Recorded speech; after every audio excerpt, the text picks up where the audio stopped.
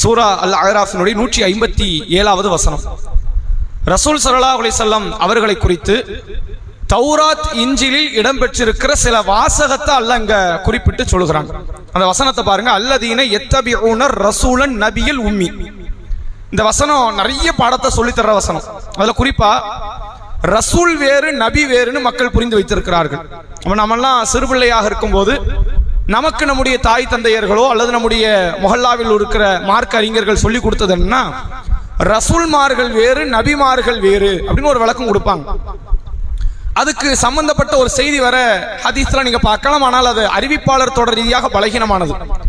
உலகத்தில் வந்த நபிமார்கள் எண்ணிக்கை 1,24,000, ரசூல்மார்கள் எண்ணிக்கை 313 அப்படின்னு விளக்கம் கொடுப்பாங்க. ஆனா அல்லாஹ் குர்ஆன்ல அந்த தத்துவத்தை மறுக்கிற விதமா தான் பேசணும். முஹம்மது ஸல்லல்லாஹு அலைஹி வஸல்லம் என்ற இந்த இறுதி தூதர், இவர் தான் ரசூல், இவர் தான் நபின்னு அல்லாஹ் பேசுறான். அது ஒரே வசனத்துல அடுத்தடுத்த வார்த்தையில பார்க்கலாம். அல்லதீன யத்தபிஊன ரசூலன் நபியல் உம்மி. எழுத படிக்க தெரியாதவர் அப்படிங்கறது அரபுல உம்மிம்பாங்க. எழுத படிக்க தெரியாத இந்த நபி, இந்த ரசூலை இவர்கள் பின்பற்றுகிறார்கள். அப்ப இவர் தான் ரசூல், இவர் தான் நபி. குர்ஆன்ல பல இடத்துல அல்லாஹ் அதை பத்தி பேசுறான். உதாரணத்திற்கு நீங்கள் பாருங்கள், சூரா முஹம்மதில், சூரா ஃபத்தஹில் அல்லாஹ் சொல்கிறான் பாருங்கள். அதாவது வமா முஹம்மதுன் ரசூலுல்லாஹ் வல்லதீன மஅஹு அஷ்ஷித்தாஉ அலல் குஃபார் என்று திருக்குர்ஆனில் இடம்பெற்றிருக்கிறது. முஹம்மது யார்? இவர் ரசூலுல்லாஹ் அப்படின்னு குர்ஆன்ல ஒரு இடத்துல பேசுறான். இன்னொரு இடத்துல சொல்றான் யா அய்யுஹன் நபியு, நபியே அப்படின்னு ஒரு இடத்துல பேசுறான். அப்ப இவர் ரசூல், இவர் நபின்னா ரெண்டு வேற வேற வார்த்தை, ரெண்டினுடைய பதம் ஒண்ணுதான், பொருள் ஒண்ணுதான். அப்ப ரசூல் வேறு நபி வேறு இல்லைங்கிறது இந்த வசனம் நமக்கு ஒரு ஆதாரம். தொடர்ச்சியாக அல்லாஹ் பேசுகிறான், இவர் எழுத படிக்க தெரியாதவர். இவர் யாரு? இவருக்கு எழுத படிக்க தெரியாது. எழுத படிக்க தெரியறதுங்கிறது ஒரு சாதாரண கல்வி.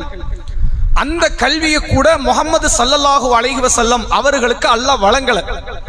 அதுக்கு முன்னாடி வந்த பல நபிமார்களுக்கு கல்வி அறிவு இருந்திருக்கு. மூசா நபியை பற்றி அல்லாஹ் அறிமுகப்படுத்தும் போதே அவர் இளமையை கல்வியை பெற்ற போது அப்படின்னு அல்லாஹ் பேசுறான். தாவூத் நபிக்கு கல்வி இருந்தது, சுலைமான் நபிக்கு கல்வி இருந்தது, யூசுப் நபிக்கு கல்வி இருந்தது. எல்லா நபிமார்களுக்கும் அல்லாஹ் கல்வியை கொடுத்திருக்கிறான். இந்த எழுத படிக்க தெரியணுங்கிறது ஒரு சாதாரண, ஒரு மனிதன் கற்றுக்கொள்ள வேண்டிய ஒரு அடிப்படையான தேவை அது. ஆனா இந்த கல்வியை கூட முகமது நபிக்கு அல்லாஹ் தரல. அதுக்கான காரணத்தை அல்லாஹ் வேற வசனத்தில் தெளிவுபடுத்துகிறான். இதல் லர்தாவல் முபித்திலோன். அப்படி ஒருவேளை உங்களுக்கு நபியை எழுத படிக்க தெரிஞ்சு இருந்துச்சுன்னு வைங்க, வீணர்கள் உங்கள் மீது சந்தேகப்படுவார்கள். முட்டாள்கள்லாம் இருக்கிறாங்களே, அவங்களுக்கு என்ன சந்தேகம் வருது? இவர் நல்ல பெரிய புத்திசாலியா இருக்கிறாரு, அதனால அவருடைய புத்தியின் காரணமாக வந்தது குர்ஆன்னு வந்துடக்கூடாது பாத்தீங்களா? அதனால உங்களுக்கு எழுத படிக்க தெரியாமல் நான் ஆக்கிவிட்டேன்னு அல்லாஹ் பேசுறான்.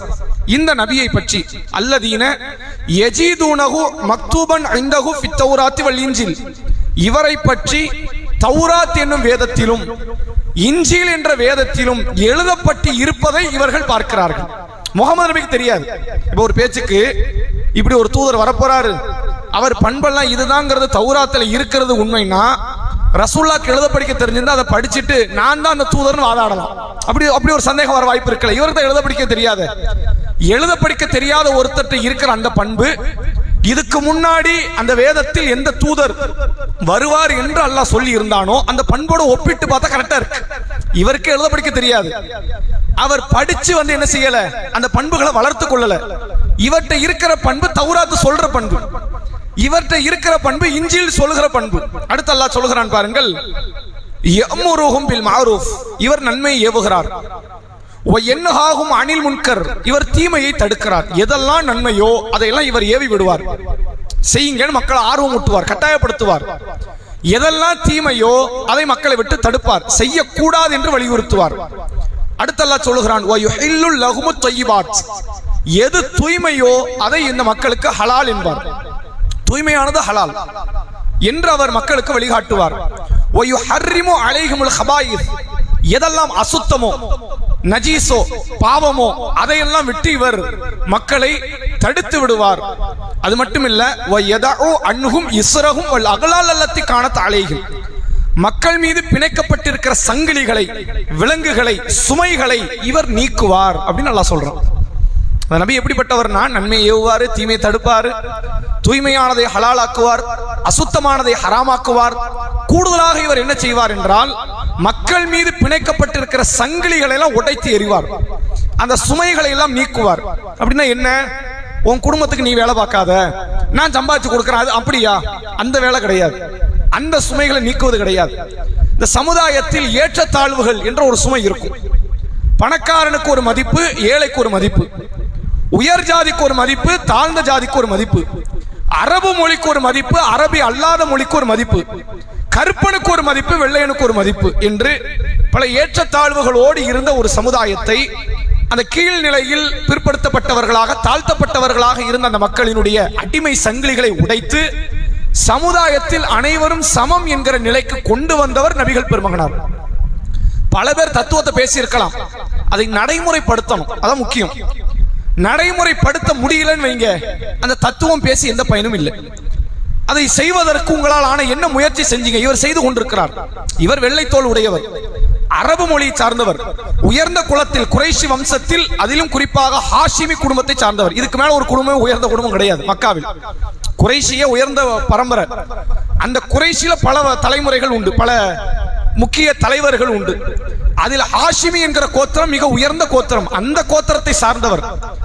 உயர்ந்த ஒரு இடத்துல பணம் ரீதியாகவும், அந்தஸ்து ரீதியாகவும், நிற ரீதியாகவும், மொழி ரீதியாகவும் உயர்ந்த இடத்தில் உள்ள இவர் மக்கள் மீது பிணைக்கப்பட்டிருக்கிற சங்கிலிகளை உடைத்தெறிகிறார். நீங்க நல்லா பாருங்க, கருப்பர்களுக்காக போராடியது யாரா இருக்கும்னா கருப்பனாத்தான் இருப்பான்.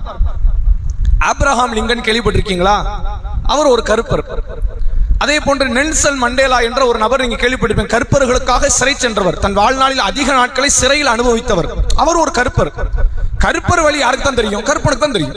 அதான் உண்மை. ஒரு தாழ்ந்த ஜாதி மக்கள் பாதிக்கப்படுறாங்க, உயர்ந்த ஜாதிக்கு வழியா தெரியும், அவனுக்கு அது வழி தெரியாது. தாழ்ந்த ஜாதியில இருந்து வந்தவனுக்கு தான் வழி தெரியும். அம்பேத்கர் கீழ் ஜாதி மக்களுக்காக போராடினார், அவரே ஒரு கீழ் ஜாதி. அதை மார்க்க நமக்கு அப்படி சொல்லி தரல. இவங்க உருவாக்கிய கட்டமைப்பின்படி பார்த்தால் அவர் கீழ் ஜாதியிலிருந்து வந்தவர். ஏன்னா என் சமுதாயம் பாதிக்கப்படுது அப்படின்னா அவர் போராடுகிறார். இப்படி யாரெல்லாம் வந்து சமூக நலனுக்காக போராடுகிறார்களோ அவர்கள் அந்த சமூகத்தில் இருந்து வந்தவராக இருப்பார். முகமது நபி கருப்பருக்காக போராடினார், ஆனால் அவர் வெள்ளை. முகமது நபி மாற்று மொழிக்காரர்களுக்காக போராடினார், ஆனால் அவர் அரபி. முகமது நபி கீழ் ஜாதிகளுக்காக போராடினார், ஆனால் அவர் உயர்ந்த குலம். முகமது நபி எல்லா நேரத்திலும் பிற்படுத்தப்பட்ட, தாழ்த்தப்பட்ட மக்களுக்காக துணை நின்றார், ஆனால் இவர் உயர்ந்த ஜாதி. இப்படி ஒரு பண்பு கொண்டவர் அரபு தேசத்தில் இதுக்கு முன்னாடி வரல. இவரை பற்றி எழுதப்பட்டு இருக்கிற அத்தனை வார்த்தையுமே அப்படி முழுமையாக ஒப்பிட்டு பார்த்தால் ஒருத்தருக்கு பொருந்தும்னா அது இந்த முஹம்மது ஸல்லல்லாஹு அலைஹி வஸல்லம் அவர்களுக்கு மட்டும்தான் பொருந்தும். நல்லா சொல்றான்.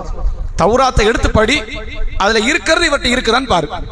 இஞ்சில எடுத்து படி, ஒரு நபி வருவார் நான் சொல்லி இருக்கிறேன்னு, அதுல இருக்கிறது இவர்கிட்ட இருக்குதான்னு பாரு. தௌராத்தை நீ உருவாக்கல, போன தலைமுறையில எழுதல, இந்த முகமது நபி கொண்டு வரல. பல ஆயிரம் வருடங்களாக தௌராத் இருக்கு, 600 வருஷமா இஞ்சில் இருக்கு.